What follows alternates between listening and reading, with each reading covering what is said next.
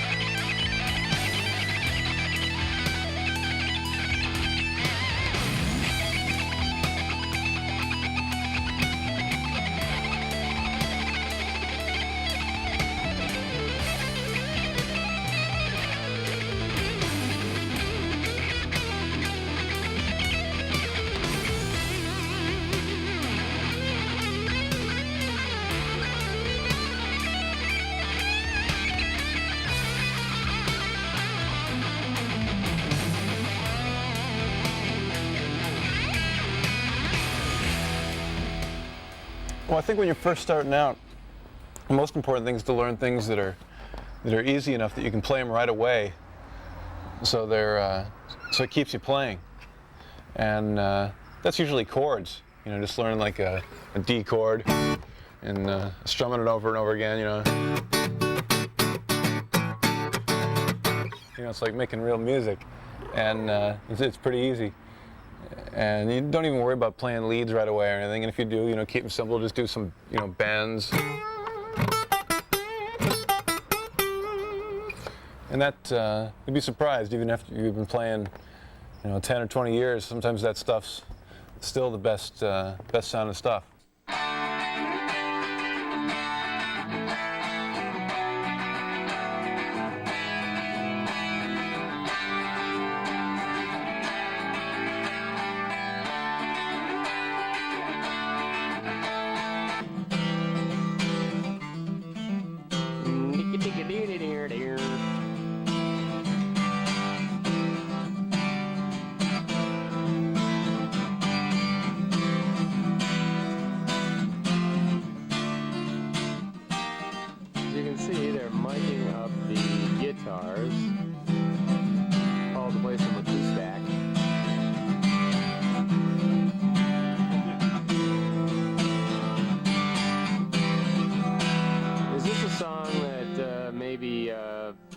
Ray Cyrus might play the song? Hey, give me a quarter and tell me who's somebody who gives a shit.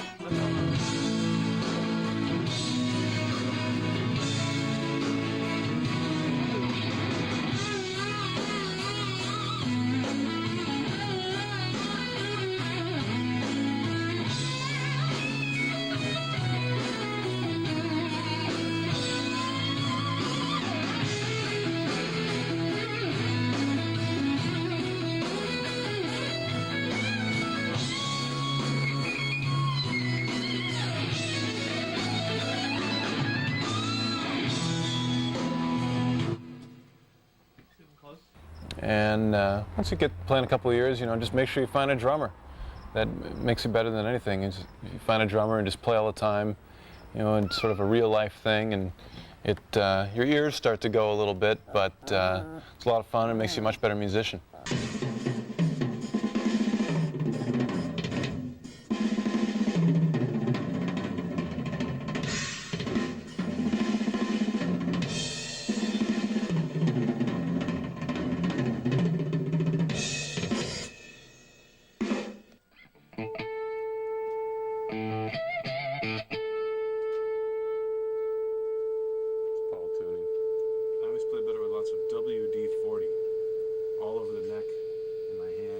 Paul's secret. It's the secret of Paul's success. It's perfectly in See that? the middle. For all you future rock and roll stars out there. Now it's time to tune.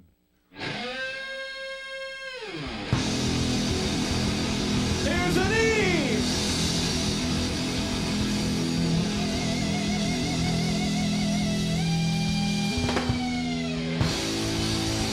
Here's an A!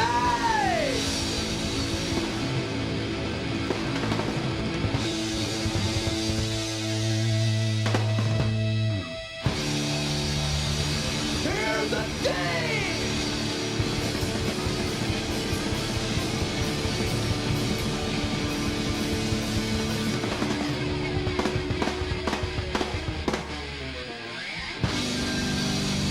Here's a G!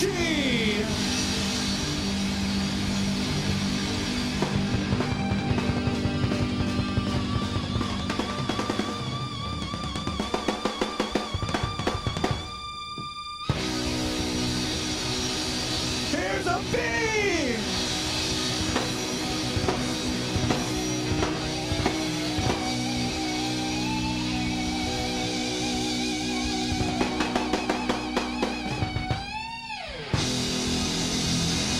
And here's the last E!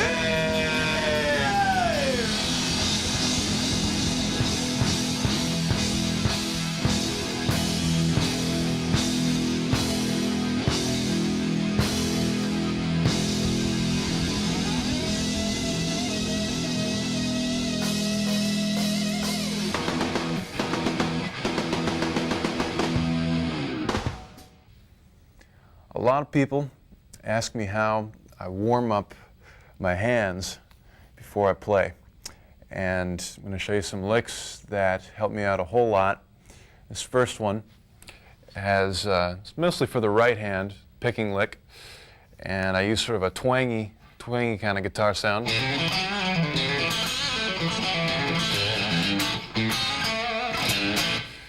And I hit a lot of notes twice. I hit the A note twice, the G, and on down. And I put a C and a C sharp in the middle. So all together it sounds like this.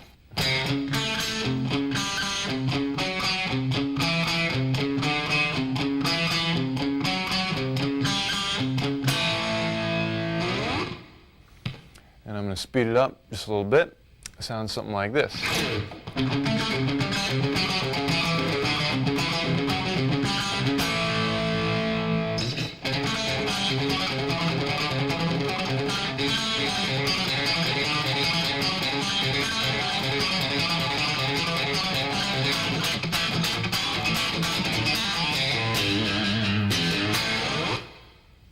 This next one, also for your right hand, but works in the left hand a little bit too.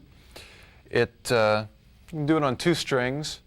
Let me show you a version first, the simple version, which is on the top two strings. I'm going to start way up high here on the B note, sort of in the key of C major or A minor, and here's a slow version. That's the pattern.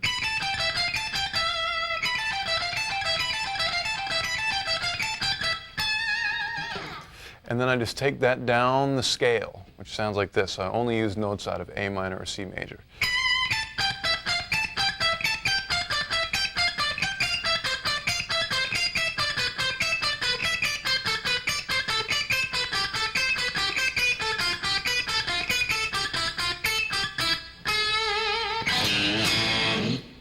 Kind of like that.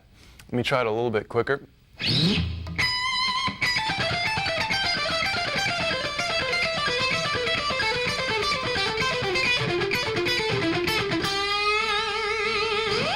That's all alternate picking, starting with a downstroke. Let's speed it up a little teeny bit more.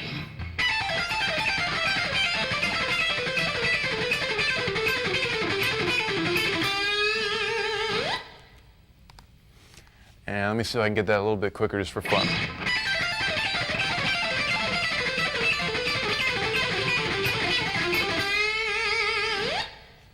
Now you'll find that a couple of those are kind of tricky for the left hand, especially that second to last one. And even if you don't play it very fast, it's a real good warm-up just to sort of get your coordination together in the morning when your fingers are sleepy.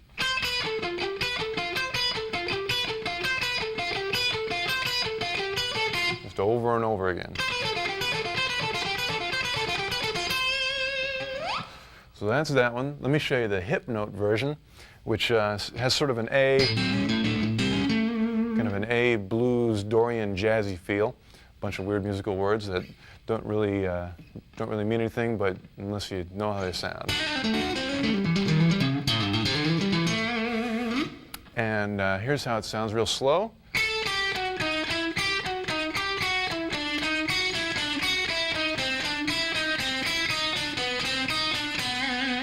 Pretty strange slow. It starts to sound more natural as you speed it up.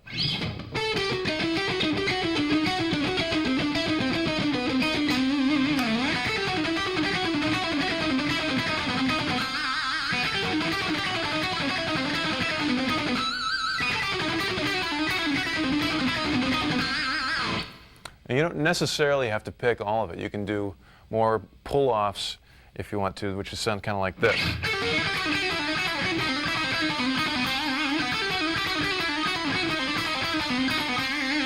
Or picked again.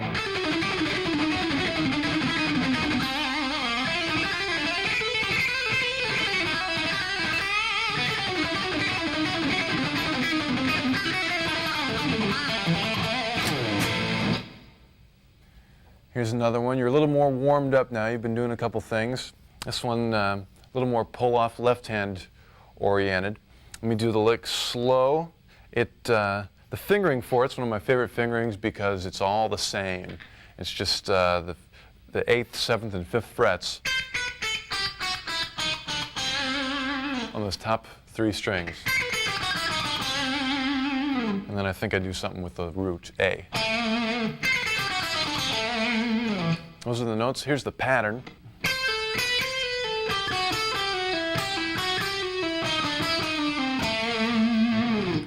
Let me do that a little bit quicker.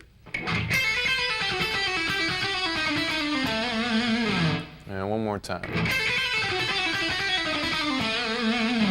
And what I did is I made a little blues progression. I don't know if it's not that bluesy, but it's the same chords as blues. Did that one in A, and then I did one identical. Well, actually, it's not identical. It's a little bit different in D, where I changed the fingering to be like this. But I do the same pattern.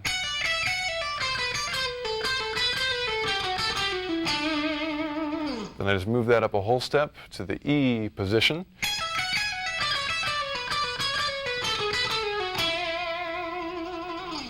And then I have this wacky scale that I invented, or I don't know if I invented it, but it's something I came up with, where I do that same pattern again. Here's the scale shape.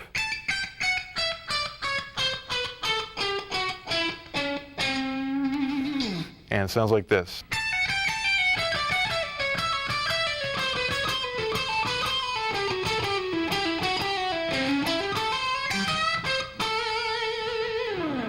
Okay, that's a lot to remember, so let me play it a couple times, and it'll make sense because you'll be listening to it.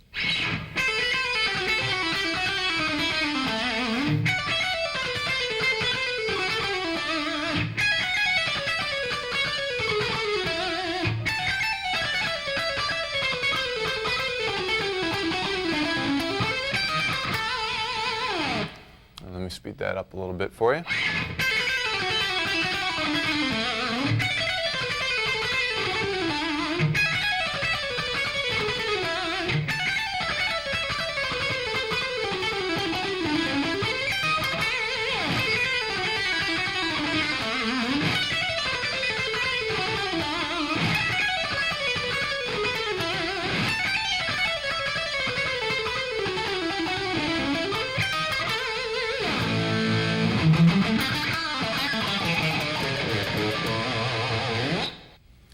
This one's a good warm-up for both hands. It's kind of interesting because most 3-note per string scale licks are pretty much start at one point of the scale and either go up or down. And you know, you normally, if you're in, I don't know, C major or something, you do this sort of thing.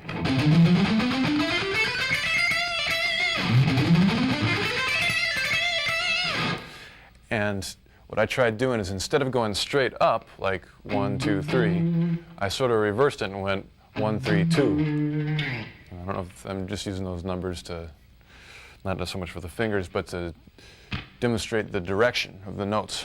So instead of going, you'd go all the way up. So instead of going, you'd go.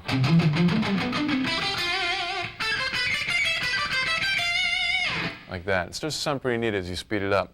So I'm going to try an exercise where I start off on the B note, still playing a C major scale, but sound like this, real slow.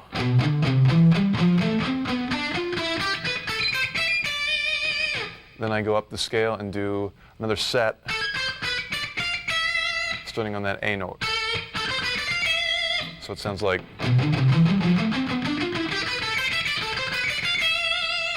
Then pretty much the same thing, but this time I start on the C. Still C major scale. And I go up one more. So the whole thing, we'll put it together now so it'll sound normal.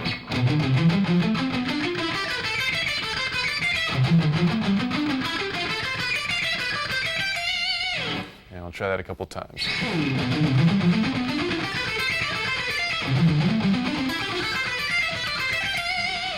One more time.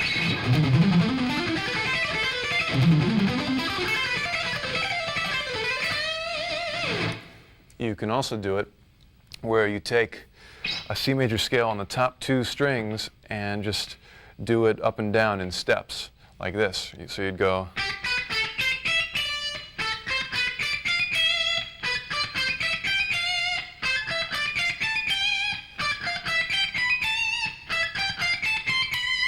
And so on, just up and down.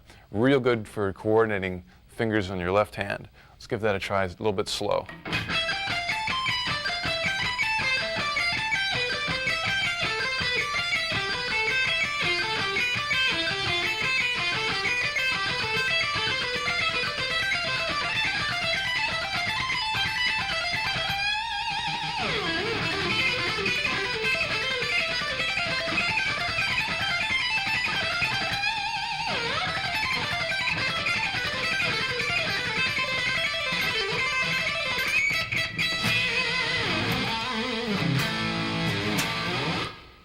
Well, actually, my first time I worked with a producer was Mike Varney, back when I was doing the Racer X stuff.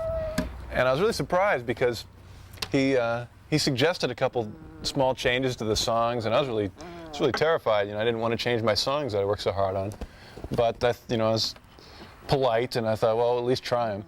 And so we tried the ideas out, and some of them actually sounded better. Crazy puppy. And so that was an amazing thing for me to realize, that someone else could have an idea that actually worked. And So I thank Mike for that. And second producer I worked with was Kevin Elson, who we did all the Mr. Big records with. He's very cool, comes with lots of good ideas, and knows a lot about how to get good sounds onto the record and put all the instruments together. And a lot of times I just sit back and watch these guys, because they've done so many more records than I have, and I put in my thing, but make sure that I keep their ideas in mind, and hopefully someday I can know what's going on myself.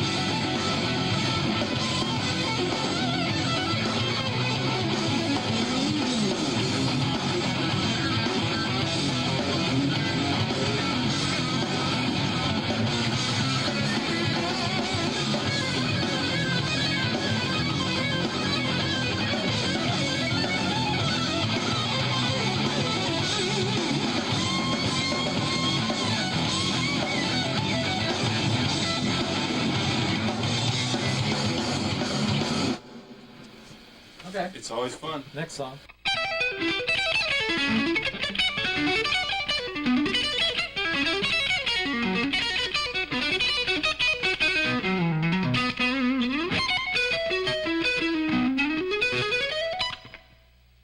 Well, here's a new thing I've been doing, a new pattern with that involves string skipping. It starts off with an E minor kind of shape, something like this. If you've seen any of my other instructional videos, you've definitely seen that before. It's got a couple little variations on it. I like the way it sounds. So let me play through it kind of slow.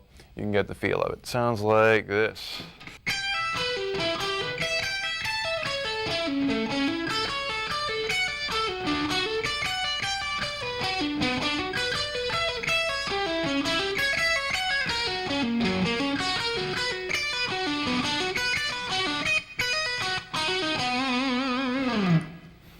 And here's a version that's a little bit quicker. Same thing, but I'm going to add a little distortion too.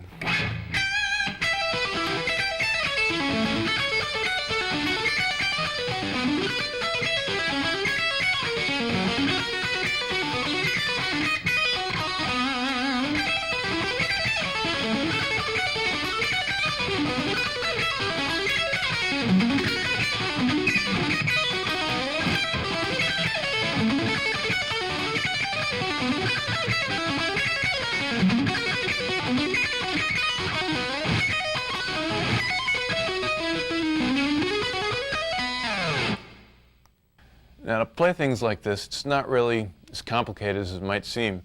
It's just a lot of small things with the same pattern. The first one is that E minor one,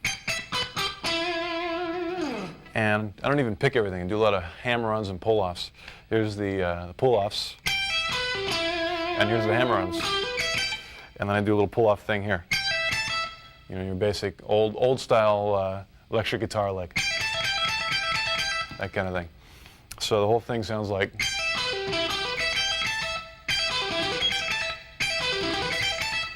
And basically take that pattern and just put it into different kind of chord shapes. Second one is a, oh, that would be an A major. Next one's a D major. Then you got, that's a B minor, I guess.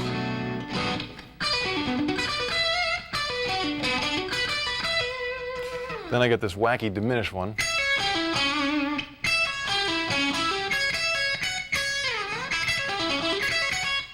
And then I got a F sharp major. Then a B minor.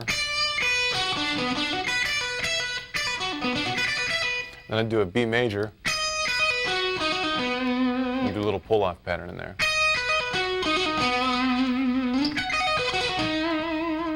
So that whole thing together one more time.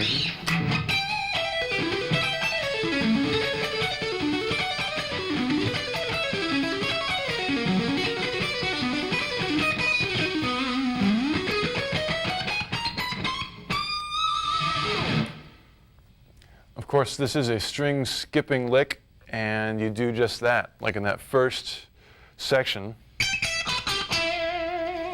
you play the E string. You don't even do anything to the B string except make sure it doesn't make any noise. Then you go to the G string. And I actually do a lot of pull-offs. Makes it much easier for your right hand. And then you just skip on back.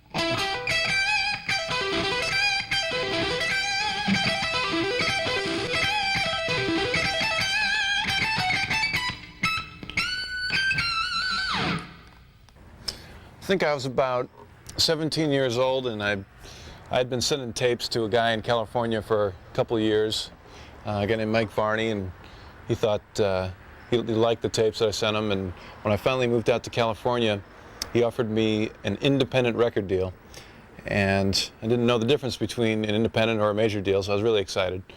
And did a couple. We actually ended up putting a band together called Racer X.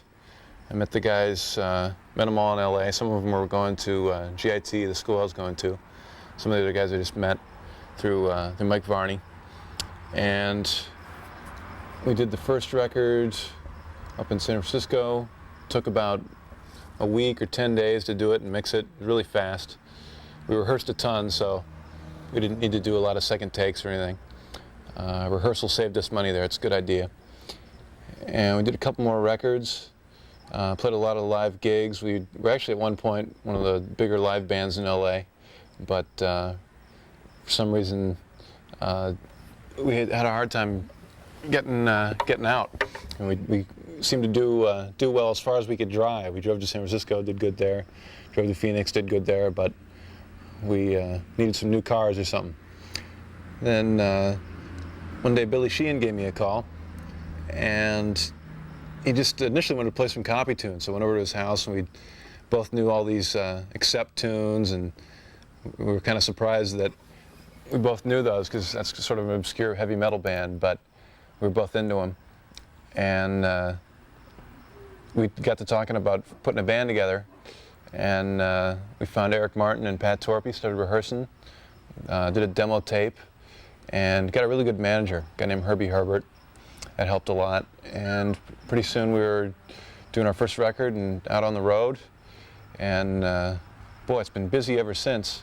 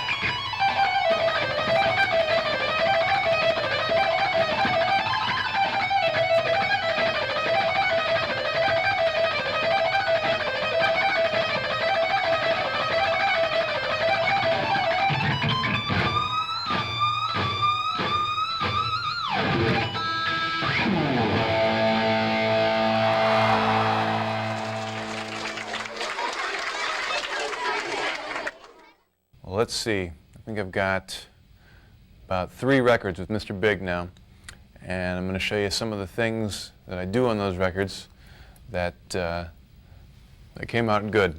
One of my favorites is from a song called Green Tinted 60s Mind, and the way I wrote this was kind of interesting because the last thing that I wrote in it was the guitar part at the beginning, which is probably the coolest guitar thing in it. Originally I had something completely different. I just had a little chord thing. Little chord thing like that. And I ended up just wanting to spice it up a little bit, spruce it up a little bit. And I came up with this. It outlines those same chords, but it's kind of a trickier lick. Let me play it for you real quick.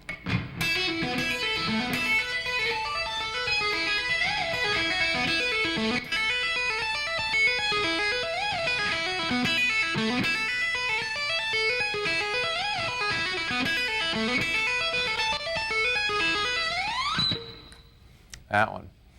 And you know, I just figured it out by taking each chord. That's sort of an E chord with just E major. So I did, and then it goes up to the suspended chord. So that's why I put that A. It happens right at that time, and I just went through the whole thing that way. Again, it's got that A.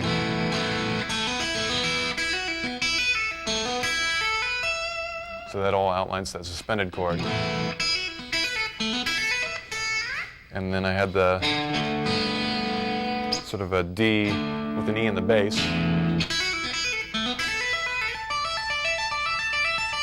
So that's why I put the D note in there. And I still have the E from the low chord. It gets confusing when it gets slow.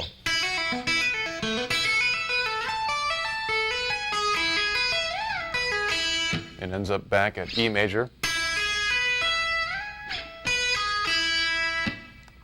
It's sort of interesting when you learn to play this because you're using both your hands and they're not really close together. They're kind of far apart, so your eyes sort of have to do the opposite of what they do when they cross. And takes a while to get used to it, but once you do, you use a lot of your peripheral vision. It works out pretty cool.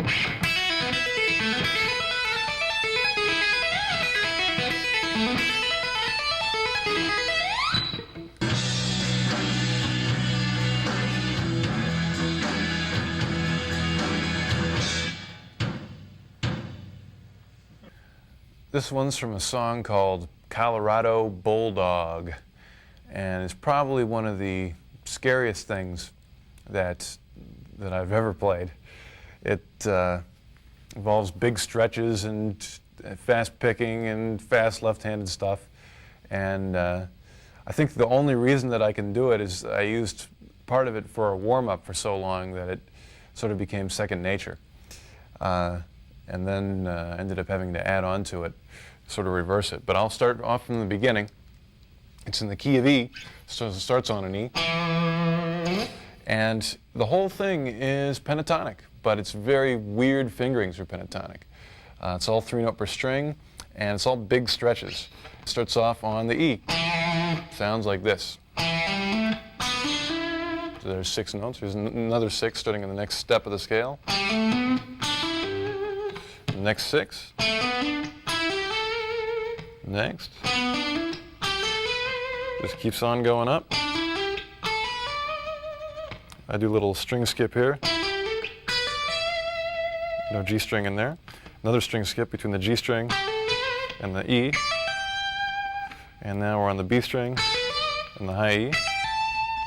Then I slide it with my pinky to the B. And that's all the ascending part. I'll do it all together.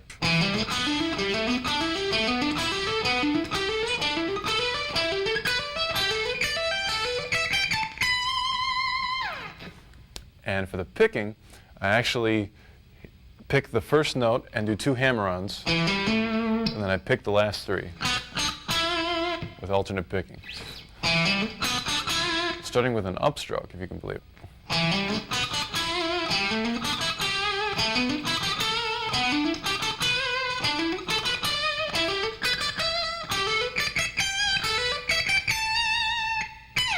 Let me try that together a little bit quicker.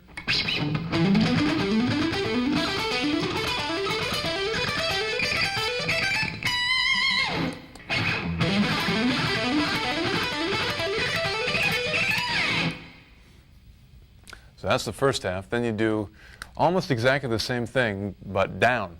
Same notes, but I change a couple fingerings to make it easier to play. So I start on that B that I ended on, and go and do descending 6s.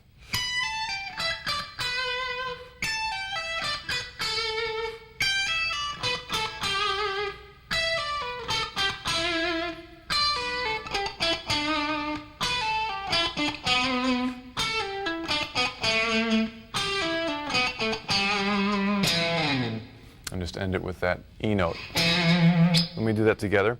Picking for this is a downstroke, then an up, a down, and an up.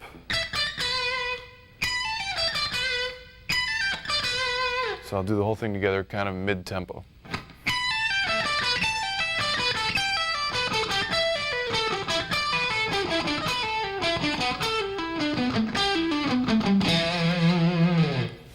Whole thing a little bit quicker.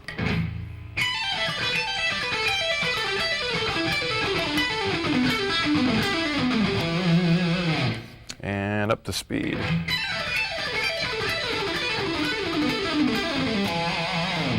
One more time.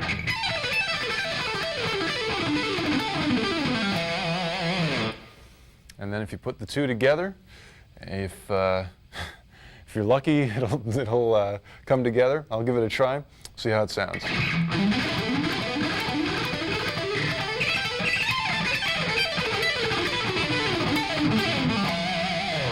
Oh, one more time.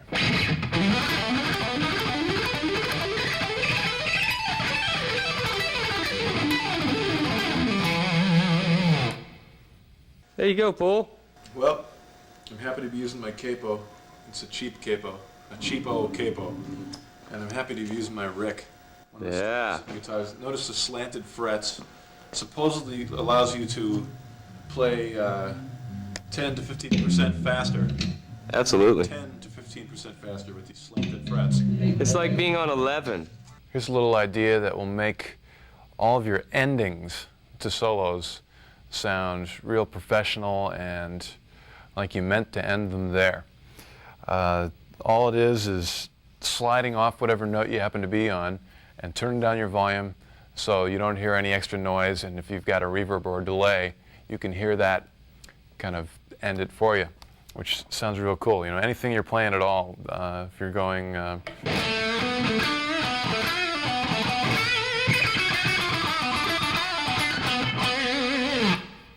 you just slide, and when you're done with the slide, turn your volume down.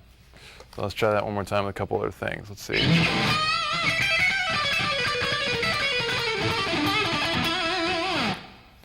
And let's try one that kind of goes up.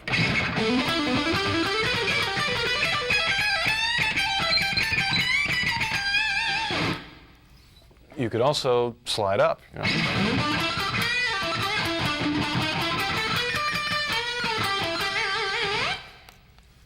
And whatever it is that you do last sort of hangs in the air, which I like.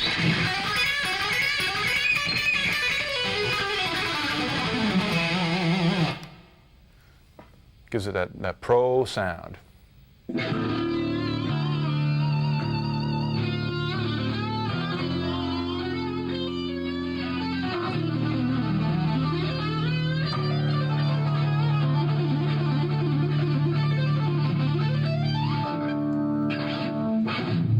That was Paul Gilbert on the Singing Sword. This next one is the intro to a song called The Whole World Is Gonna Know. It's in D minor, the saddest key, and goes something like this.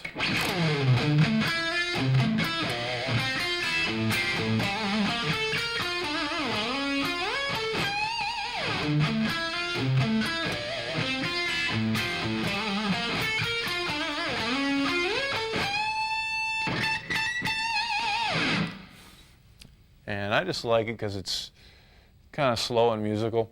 It's got some weird kind of chord shapes in it, like this one. And I just slide up. And I'm already in position to play that C note. I do that chord there. Then I do this weird B flat chord. I'll have the music guy figure out what that's called later, but I'm stumped. Then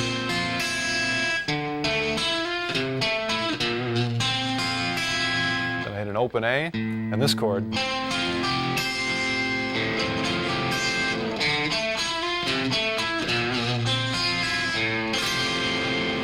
Then we've got a little G thing. And this little kind of diminished sounding.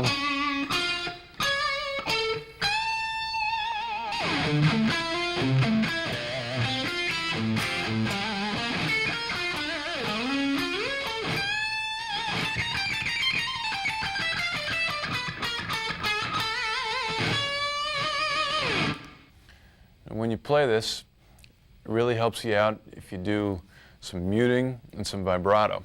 Let me show you where that happens. At the beginning, you do some definite muting, then some vibrato,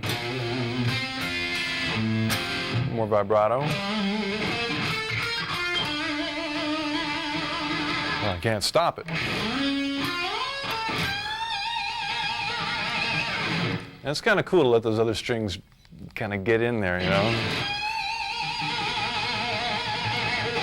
Very few instruments besides the electric guitar can have those strings warble around like that. If you can control it, it gives it a really cool sound.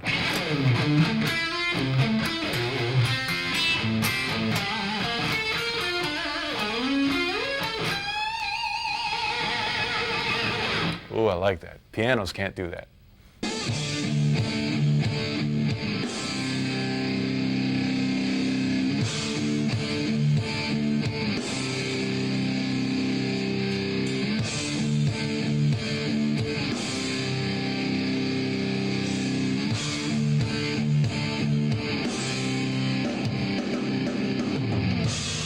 And speaking of pianos, one thing that pianos can do is you can write a lot of really cool chords on them.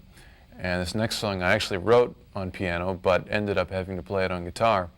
So I had to use my imagination to come up with some of the chords, fingerings. It's in the key of E. And let me play it for you real quick and I'll explain it later. Sounds like this. It's called Nothing But Love anyway.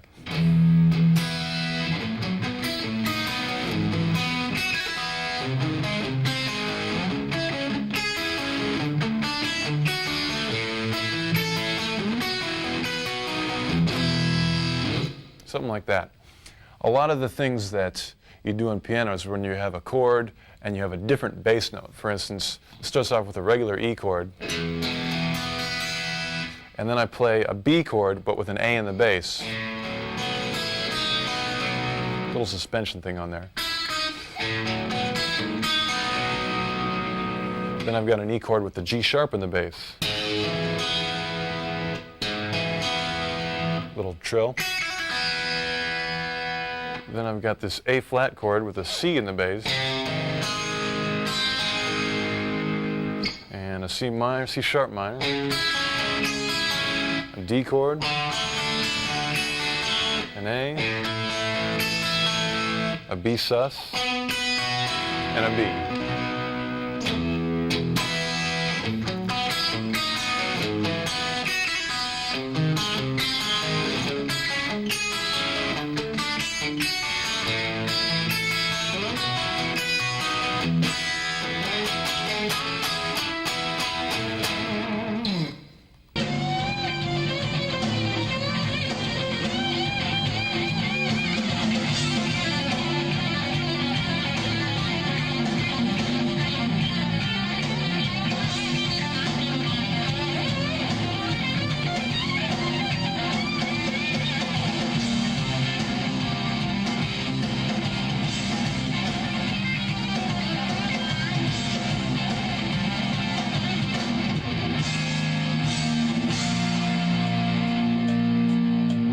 This is from a song called Temperamental. It's got pretty simple chord kind of progression in it where it just goes E, D, and A, you know. Little G thing at the end. But I wanted to make it a little bit, I don't know, just more exciting guitar sounding. So I put little licks in each chord. Let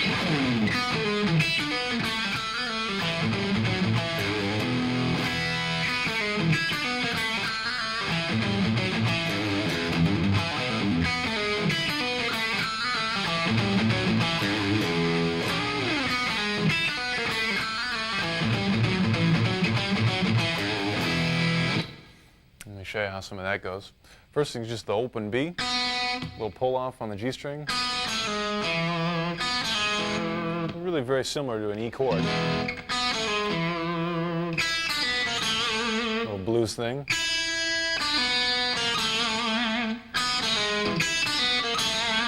A little slide.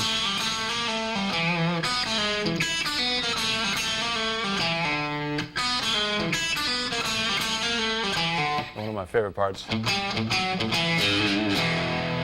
where I just alternate different notes with that open A. And the last G sounds like this.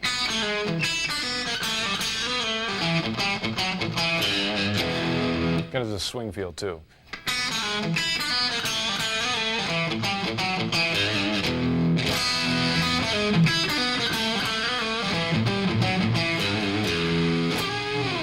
You can throw in other little bluesy things like your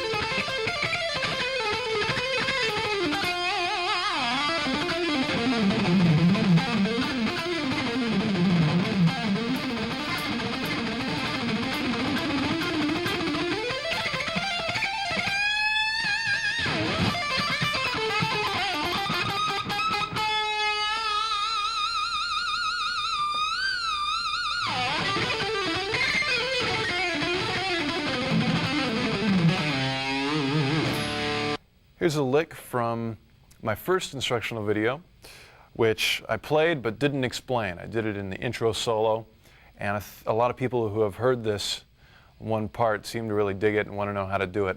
So here's how. It sounds like this. It's sort of one of those harmonic minor-ish sounding.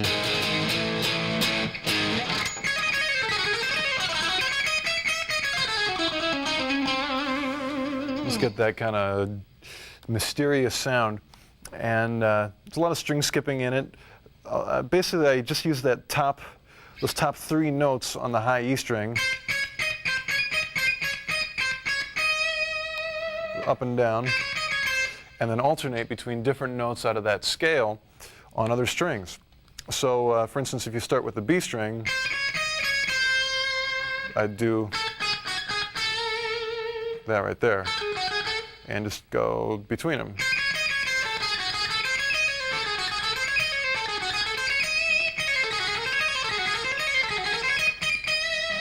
I'm picking almost everything, but not quite everything. Let's see what I don't pick.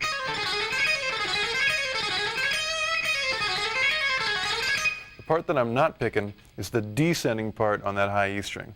Everything else is picked, but when I go, I do 2 pull-offs.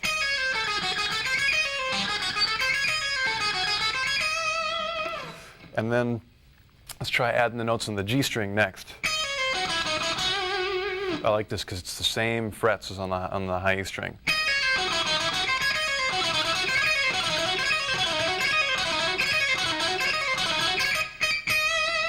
And then you can alternate with the B and the G strings.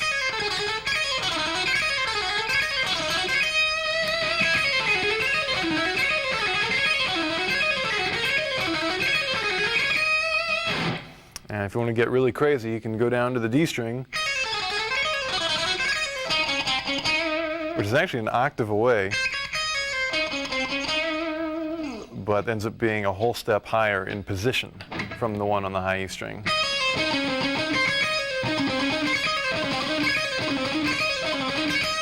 Pretty big stretch there in as string skips go. You know, you have a lot of strings to skip over. So you might want to slow that down first and practice it a little bit.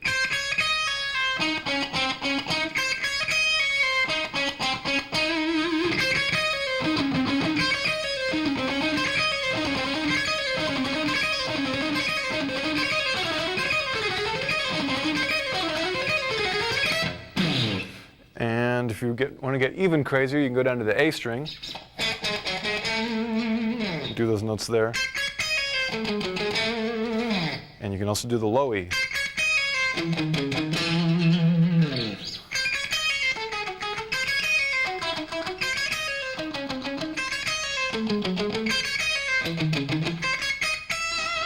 A little quicker.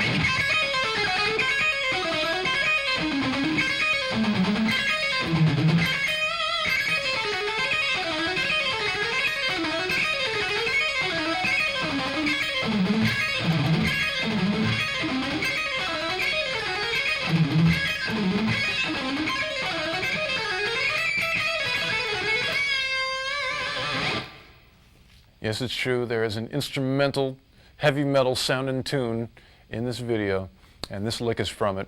The song's called Metal Dog, and you'll probably recognize this. Actually a real good exercise, and it's funny because when people ask me how I pick fast, a lot of times I just tell them it's like scratching a dog, hence the title. So, or scratching an itch, or scratching your guitar there. Actually, it takes a lot of coordination with your right hand because you have to do it on those accent notes. You go down, up, down, up, down, up. And that's kind of confusing at first, but if you practice it, you'll get it. So let me do that a little quicker with some more distortion.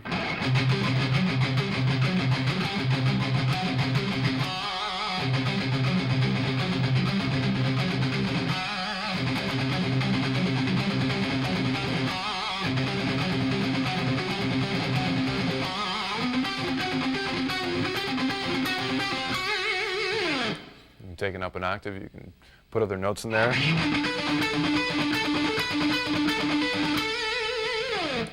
has a real tight rock sound to it.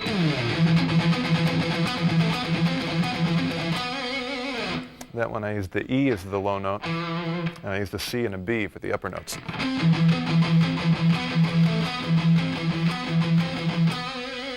I did a little thing where I went down to the A.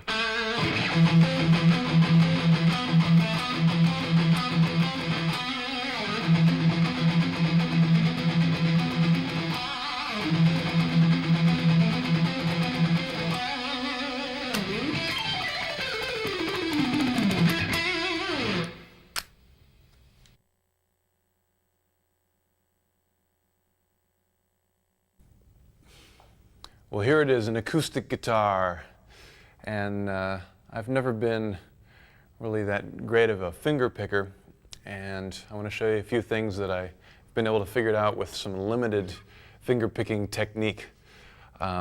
Basically, I have a real hard time if I have to use more fingers than my thumb and this finger, and so it's pretty simple.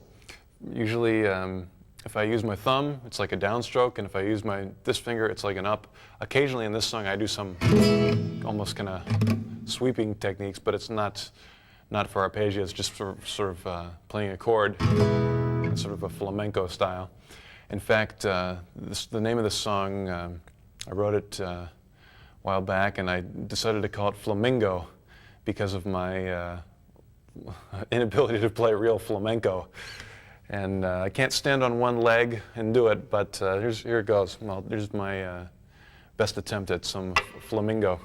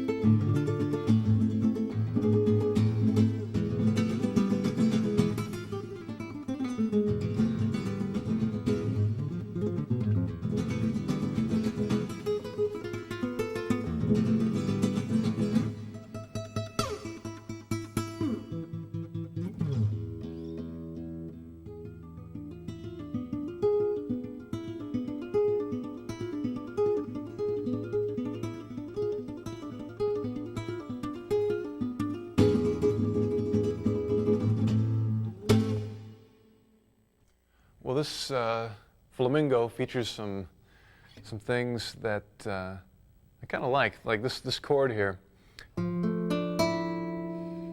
And I add one note with my pinky, that B there, and I make a little lick out of it by doing a pull-off. Sounds like this.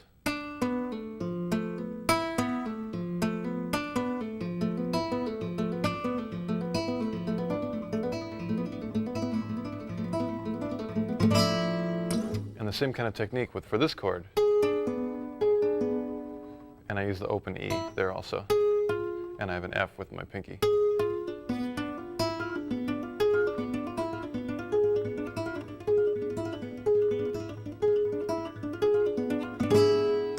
They sound good together. It has that sort of kind of sound to it.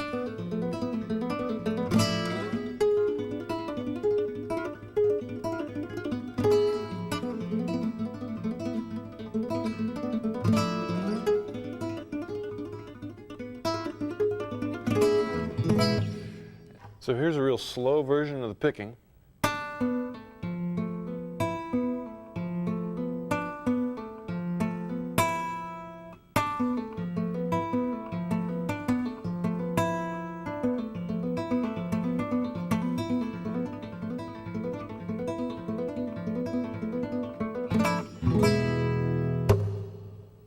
Here's, this chord isn't in the song, but here's another chord that you can do that technique with that sounds pretty cool. If you do, let's see, like an A, almost bluesy kind of thing, with that seventh in there, it sounds like Creedence. And you can take your second finger and do that little move between the minor third and the major third, which will sound like this.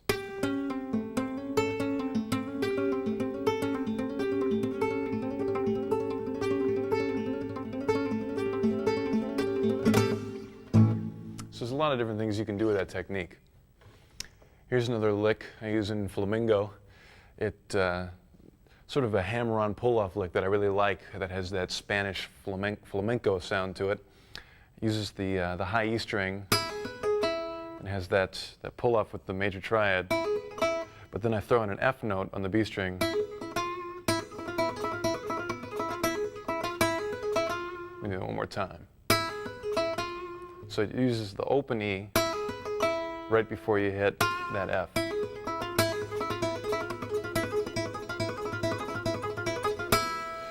And sometimes I'll even go down and do that little chord where you have an open E, the F, and the B. And I can even add the A. I love that little lick.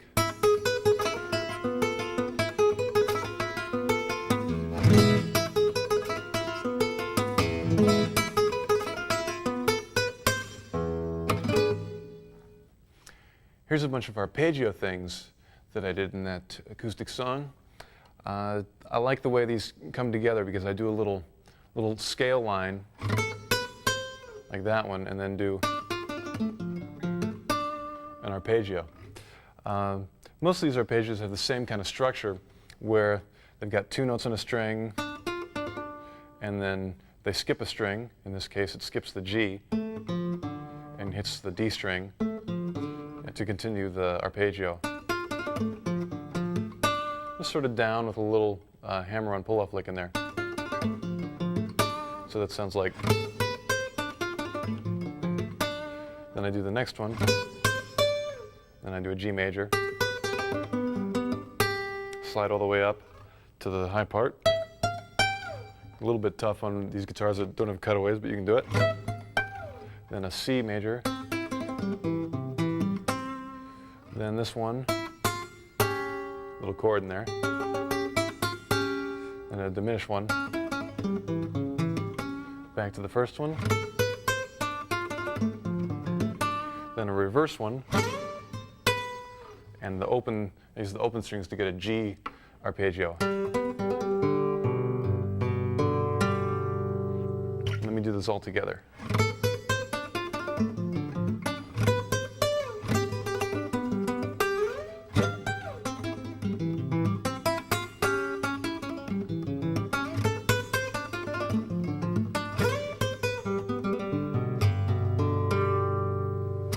more time, a little quicker.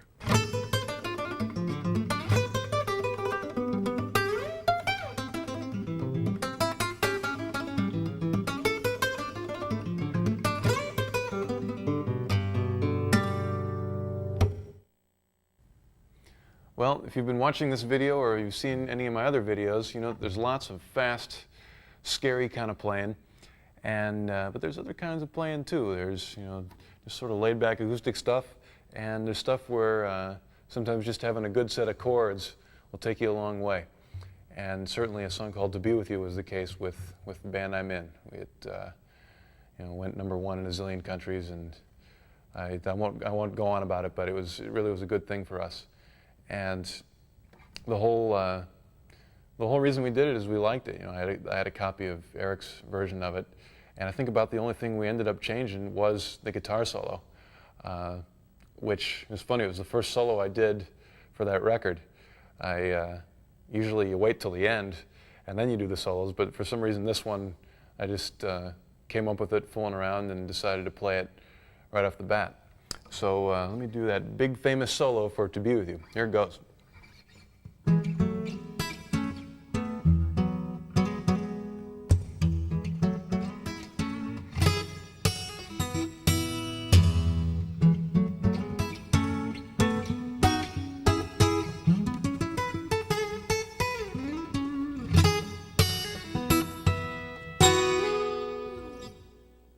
When I came up with that, I just sort of took the vocal line or the melody of the song and made a harmonized guitar version of it. But it was funny, one of the earlier takes, the one we ended up using, I was very, very close to making a mistake on it. It has that little ascending pentatonic line, and I just learned it, and my finger picking's pretty basic anyway. So I was sort of a little behind the beat. I wasn't quite playing it fast enough. And for some reason, it just sounded great. It really fit. And I liked it more than when I played it right on. So we kept it that way. It had more character to it. So look for that when you're doing some recordings, or live too. Sometimes the thing that has the character is the better part. So let me take you through this a couple steps at a time. Just starts down there in the E position, and I take that little third shape and just move it up, major third, minor third, minor third, then add that high E note in. Do a little double stop there, a little minor second, chopsticks.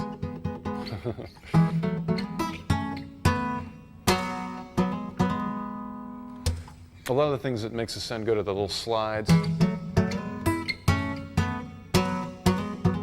And to wait a second instead of going right on it. And just repeat it. Another double stop, a little pull-off thing.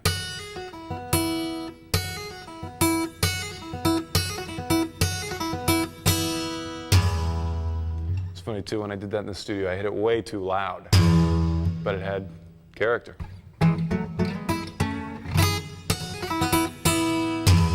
Same thing again.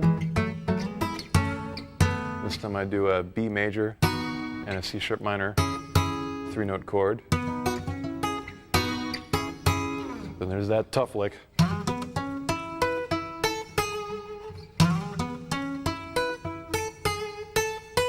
So it's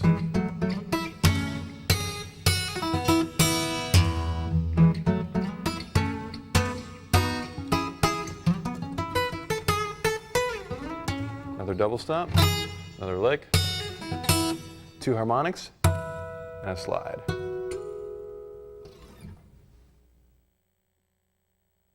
Well, it's been nice having you along on the Terrifying Guitar Trip. We'll be seeing you soon on the ROAD, also known as the Road, and thank you very much. Bye-bye.